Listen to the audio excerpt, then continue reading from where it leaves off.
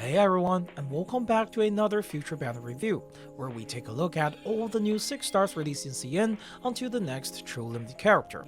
My plan is to help you figure out your pose a bit better with information of future meta, so you have an easier time deciding which banner you can skip until the next True Limited banner finally arrives. Now there is something else we need to talk about this time, and it's a pretty big deal as well. That is the upcoming collaboration planned for August. From what we have seen, it looks like we are getting at least 3 collab characters. We're talking about Ezreal from Assassin's Creed 2, and both Cassandra and Alexios from Assassin's Creed Odyssey. Pretty exciting stuff. Now, if my gacha collapses are right, it's very likely that 2 out of these 3 characters will be on a banner, and 1 will be a freebie from the event. And here's the thing, unless Bluepock decide to pay for another license later on, which, let's be honest, is unlikely, these characters probably won't get a rerun. This brings us to the question of whether it will actually matter if you miss out. Honestly, probably not. We've got a great mix-up team right now, and missing a character here or there isn't likely to wreck your account. Besides, it would be a strange move for Bluepock to make any content unbeatable or team useless without this new collab units. That would really shout out new players.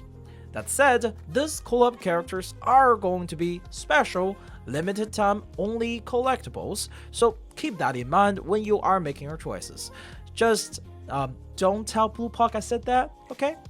Now that we've covered that, let's get to the main event, our upcoming characters, starting with Recoleta. Recoleta is about to kick off a whole new chapters of Reverse 1999, both in sheer power and how we play the game. Her kit is impressively flexible, handling both AoE and single target fights like a pro. She's also launching with a pretty sweet team. Pickles, who just got his Euphoria this patch, will give her a serious damage bump. His Racing Morale works great since most of Recoleta's damage come from her ultimate, which is a single hit. And on top of that, Millennia's Euphoria will drop alongside Recoleta, burning some crazy buffs onto ultimate with her Euphoria boosted fix plan. Now, if I'm being totally upfront, I think Recoleta is only going to get even better from here, especially once we get a healer more focused on ultimates. But even with all that, if you're not struggling to clear content right now, she's actually a skippable character. I know, I just said she's powerful, and that's still true. Compared to everything we've seen, the ultimate focus team she leads will be pretty much unbeatable for the next patch. But other teams pop up around the anniversary and are looking just as strong. I was this close to give her a must-pull rating, especially for those of you who don't have an impromptu team ready, but again, the collab is coming and we really need to save for it. So the standard for must-pull is a bit higher right now, and if you can skip, you probably should. Next up, we have Aleph. Think of him as the AP +1 guy for the impromptu team. Mostly, you'll see a decent little boost to your team's overall DPS compared to if you were using Flutter Page. This boost is especially clear during burst turns because Aleph's ultimate let the impromptu team dish out some crazy damage in the turn after. Even though, my current call for him is still a skip. In fact, he's probably a much easier skip than Recoleta. I've said it many times now, the impromptu incantation team as a whole does damage that's beyond any current content's need. Even if you don't have every single member of the team, you'll be fine. So at least for your free-to-play players, don't feel forced to pull for every impromptu character, it's just not necessary. Moving right along, let's talk about Hissabeth. Now, Hissabeth is a really different kind of character. Right now, she mainly fits in with the ultimate focus teams.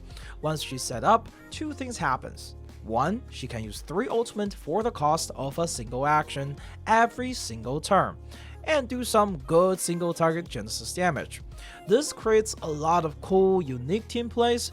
For example, many of our current ultimate heavy characters get buffs when their ally use ultimate. Recoleta get her passive stacks and Moxie, Buddy Fairchild get his unique passive, and even Euphoria Shaman, who isn't really meta right now but stick with me, gains a stack of his new unique passive that turns into Moxie for allies when he uses his ult.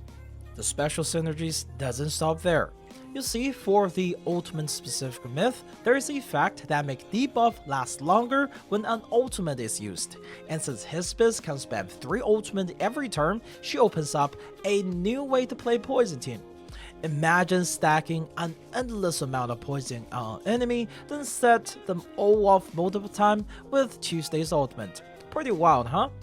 However, as things stand, she doesn't really have a specific solo team she fits perfectly into, and that by itself is enough to call for a skip, even without the collab coming up.